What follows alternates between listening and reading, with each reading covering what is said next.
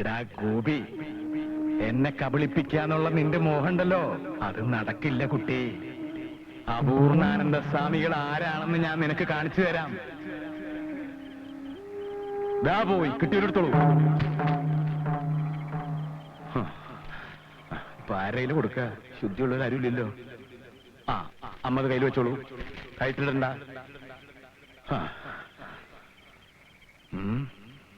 ഞാൻ ഒന്ന് ശരിയാക്കി തരാം. ഞാൻ യൂണിയൻകാരെ കൊണ്ട് പണിയെടുപ്പിച്ചില്ലെന്ന് പറഞ്ഞാൽ അവർ വഴക്കുണ്ടാക്കാവോ? ആയിത്തെടുക്കടാ. തല മാറ്റി പിടിച്ചോട്ടാ.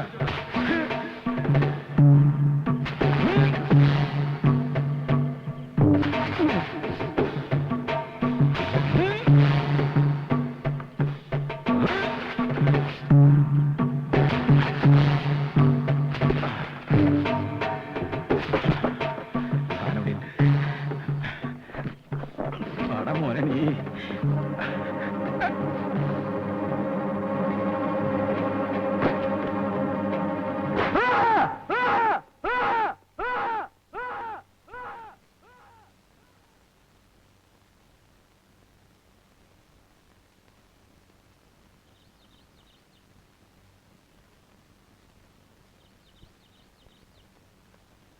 അപ്പുണ്ണിയെ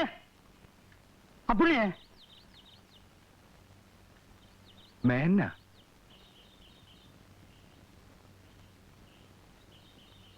സംശയിക്കണ്ട, മേനോ തന്നെയാ. ഇവിടെ ഭ്രാന്താശുപത്രിയിൽ എന്തിനാ വരിക? ഞാൻ അറിഞ്ഞില്ല മേനെ. ആരും അറിയിക്കാതെ വീട്ടുകാർ സ്വകാര്യ വെച്ചിരിക്കുക. ഇപ്പൊ എങ്ങനെയുണ്ട്? എപ്പോ വേണമെങ്കിലും പോകാന്ന് ഡോക്ടർ പറഞ്ഞു.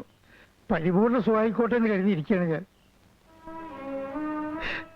അച്ഛന് ഭ്രാന്താണെന്ന് പറഞ്ഞ എന്റെ മകൾ ആരെങ്കിലും കെട്ടാൻ പോയോ? ഞാൻ അമിതമായി പലിശ വാങ്ങിയതിന്റെ ശിക്ഷയാണ് എന്ന് ആശ്വസിക്കാം. ദൈവത്തിന്റെ ഓരോ കളിവിളയാട്ടങ്ങളെ, അല്ലാണ്ട് എന്താ പറയാ? എന്താ പറഞ്ഞത്? ദൈവത്തിന്റെ ഓരോ കളിവിളയാട്ടങ്ങള്. എന്താ പറഞ്ഞത്? ദൈവത്തിന്റെ ഓരോ കളിവിളയാട്ടങ്ങള്. എന്താ? അവന്റെ ഒരു ചുവപ്പ് മുണ്ടും ചുവപ്പ് ജുബയും ചുവപ്പ് തലയെക്കെട്ടും. ദൈവോ? അല്ല. അല്ലേ? കമ്മ്യൂണിസ്റ്റ് പാർട്ടിയോ? ചോദിച്ച സാധനം പറയടാ. നീ കമ്മ്യൂണിസ്റ്റ് പാർട്ടിയാണോ? എങ്കിൽ അതിൽ തന്നെ ആര്? ഏത്? എന്തിനാടാ പാപത്തിനെ പിടിച്ച് പുറത്താക്കിയത്? നിനക്ക്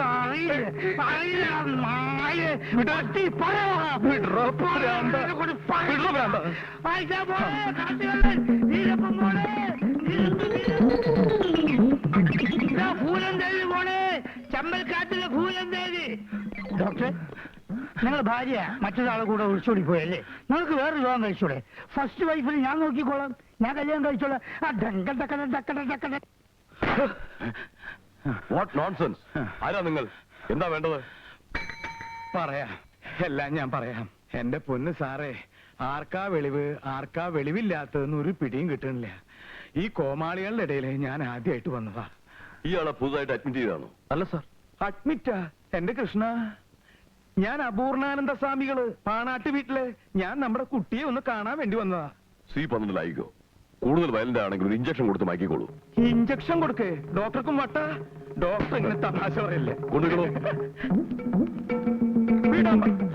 വിടാൻ പറഞ്ഞ പിന്നെ വിടട്ടോ. വെറുതെ എന്തിനെ പിടിച്ചു വലിക്കണേന്ന് അങ്ങോട്ട് വരല്ലേ? നിങ്ങൾ വിചാരിച്ച പോലെ എനിക്കൊരു തകരാറുമില്ല.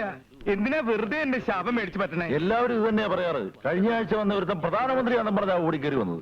വന്നവരുടെയും പോയവരുടെയും കാര്യമൊന്നും നിങ്ങൾ പറയണ്ട. നിങ്ങൾക്ക് ഡോക്ടറെ കണ്ട് നിങ്ങൾക്ക് വല്ല ഇഞ്ചക്ഷൻ എടുത്തൂടെ? വിടേ കണ്ട കണ്ട വത്സ, നീ ദീർഘായുസാവുക. എനിക്ക് ചത്ത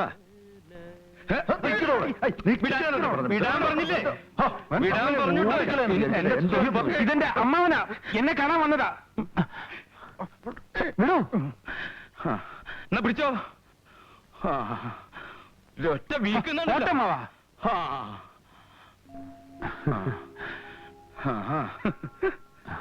അമ്മാവനിരിക്കൂ.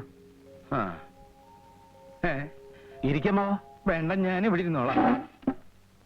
അമ്മാവൻ എന്നാ എത്തിയത്? ഇന്നലെ രാത്രി നിന്റെ അമ്മയുടെ എഴുത്തിൽ നിന്നാണ് വിവരങ്ങളൊക്കെ അറിഞ്ഞത്. എന്ത് വിവരം? പങ്കുണ്ണിമേനോന്റെ ബാധ കൂടിയതാ, ഒരു സംശയമില്ല. ഒരു ഹോമം നടത്തി അവനെ അങ്ങോട്ട് ഒഴിവാക്കാം. ഹോമവും മാങ്ങാത്തിലൊന്നും അമ്മാവൻ നടത്തണ്ട. എന്താ ചെയ്യേണ്ടതെന്ന് എനിക്കറിയാം. ഇവിടുന്ന് ഇറങ്ങട്ടെ. ആരുടെയൊക്കെ ബാധയെ ഒഴിപ്പിക്കേണ്ടത് ഞാൻ കാണിച്ചു കൊടുക്കാം. ഗോപി, അതല്ല. ഒന്നും പറയണ്ട. അമ്മാവൻ കാടാറ് മാസവും നാടാറ് മാസമായിട്ട് സൂഹിക്കല്ലേ. മറ്റുള്ളവരുടെ കഷ്ടപ്പാടിനെ കുറിച്ച് ഇതുവരെ ആലോചിച്ചിട്ടുണ്ടോ? ഇപ്പൊ എനിക്ക് കാശുണ്ടാകാൻ പോകുന്നെന്ന് അറിഞ്ഞ് എന്റെ കൂടെ പറ്റിക്കൂടാൻ നോക്കല്ലേ. അത് ശരി. അപ്പൊ നിനക്ക് പ്രാന്തല്ലേ? നിന്നെ ഇടത്ത് വെട്ടി വലത്ത് തിരിഞ്ഞ് ഓതിരക്കടകം. സ്വാമി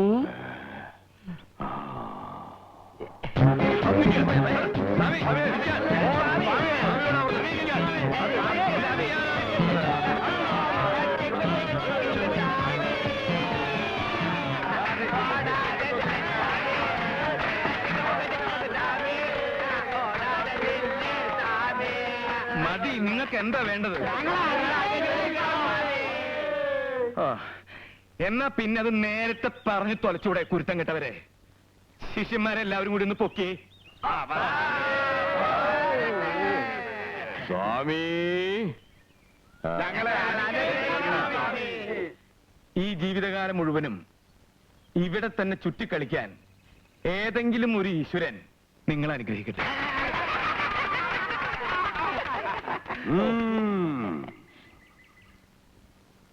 ഓ.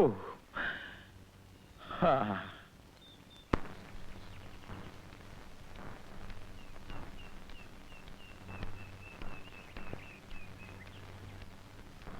ഗോപിയേട്ടാ,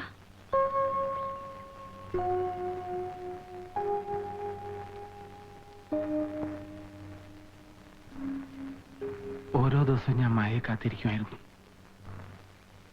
ആരോടെങ്കിലും എല്ലാം ഒന്ന് തുറന്നു പറയണമെന്ന്. ആഗ്രഹം ഇല്ലഞ്ഞിട്ടല്ല, അച്ഛൻ സമ്മതിക്കണ്ടേ. എപ്പോഴാ വീട്ടിലേക്ക്? ഇന്ന് മിക്കവാറും പോകാൻ പറ്റുന്ന ഡോക്ടർ പറഞ്ഞത്. ഈശ്വര, ഒരുപാട് അനുഭവിച്ചു മായ. എല്ലാ ദുരിതങ്ങളിൽ നിന്നും രക്ഷപ്പെടണമെന്നുള്ള മോഹം മാത്രമായിരുന്നു മനസ്സിൽ. എന്തിനായിരുന്നു എന്തിനായിരുന്നു ഇതൊക്കെ? എല്ലാം ഒരു ദിവസം ഞാൻ പറയാം.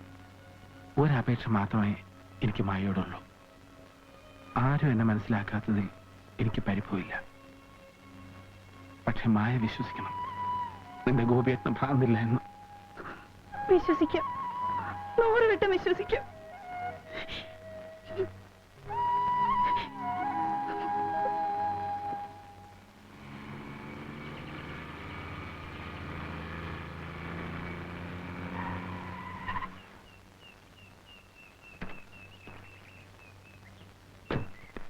ഡോക്ടർ, ഇന്നെങ്കിലും എന്നെ ഡിസ്ചാർജ് ചെയ്യാമെന്ന് ഉറപ്പ് തന്നിരുന്നു.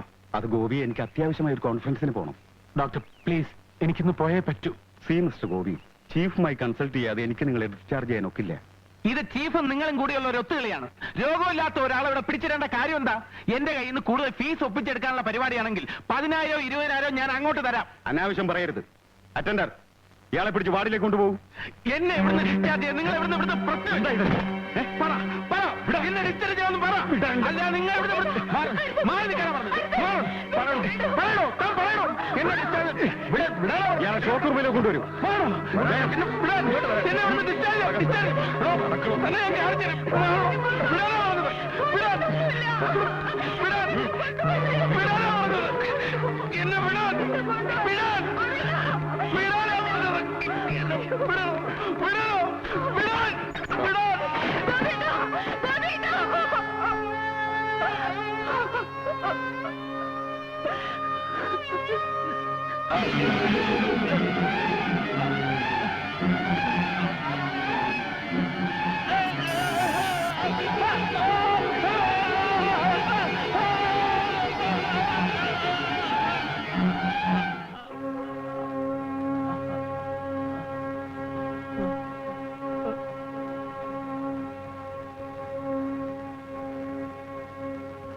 എന്റെ കണക്കുകൂട്ടലുകൾ ഒരിക്കലും തെറ്റാറില്ല കയ്യാറെ.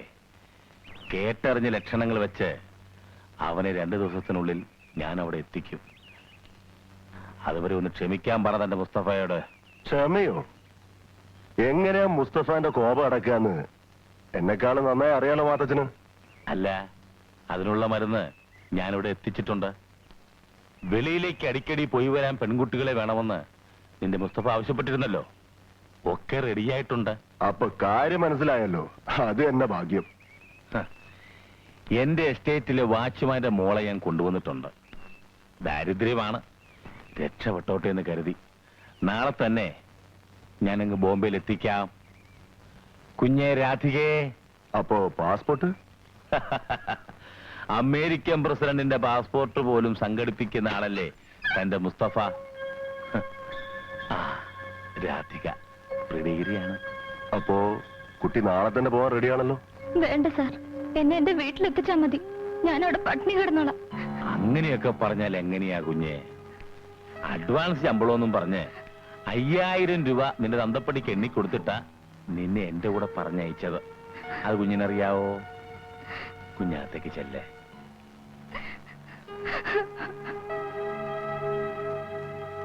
അപ്പോ ഒരെണ്ണം കൂടെ ഒഴിക്കാം, അല്ലേ കയ്യാറേ? നമ്മുടെ ഓപ്പറേഷന്റെ സക്സസിന് വേണ്ടി ഒരു സ്മോൾ.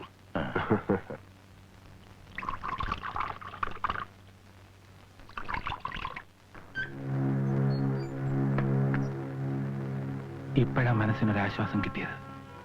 എല്ലാം തുറന്നു പറഞ്ഞതിന്റെ ആശ്വാസം. കള്ളം ചെയ്ത കുട്ടിയുടെ മനസ്സുമായാണ് ഞാൻ ജീവിച്ചത്. ആരെയും അഭിമുഖീകരിക്കാൻ വയ്യാതെ, ആരോടൊന്നും പറയാൻ കഴിയാതെ. എന്നെക്കാളേറെ ഞാൻ നിങ്ങളുടെയൊക്കെ ഉയർച്ച സ്വപ്നം കണ്ടു. അമ്മയുടെ കണ്ണീരിനൊരവസാനം പ്രതീക്ഷിച്ചു. അതെല്ലാം ഈ രീതിയിൽ അവസാനിക്കുമെന്ന് ഞാൻ ഒരിക്കലും കരുതിയതേയില്ല. ഏട്ടൻ എന്നോടെങ്കിലും പറയായിരുന്നില്ലേ? പുറത്തറിയുമോ എന്ന് ഭയന്ന് ഞാനെല്ലാം ഒളിച്ചു. ആ ശപിക്കപ്പെട്ട രാത്രി ഞാനിപ്പോ മറക്കാൻ ശ്രമിക്കുകയാണ്.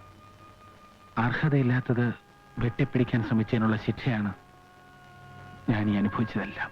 ഗോപിയേട്ടന്റെ സ്ഥാനത്ത് ആരായിരുന്നാലും ഇതേ ചെയ്യൂ. തിരിച്ച് ഏൽപ്പിക്കാൻ മാത്രമുള്ള സത്യസന്ധത ആർക്കും ഉണ്ടാവില്ല, ഉറപ്പാ. പക്ഷേ ഹരി, ഞാൻ തീരുമാനിച്ചു കഴിഞ്ഞു. നമുക്കത് വേണ്ട. അർഹിക്കാത്തത് നേടാൻ ശ്രമിക്കരുതെന്ന് എനിക്കിപ്പോ മനസ്സിലായി. നാട്ടുകാരുടെയും വീട്ടുകാരുടെയും മുമ്പിൽ ഭ്രാന്തനായ ഞാൻ, നീയടക്കം എല്ലാവരും എന്നെ ഒറ്റപ്പെടുത്തിയില്ലേ? നമ്മുടെ പഴയ ജീവിതത്തിന്റെ സുഖം എനിക്കിപ്പോഴാ മനസ്സിലായത്. എനിക്കത് തിരിച്ചു കിട്ടണം.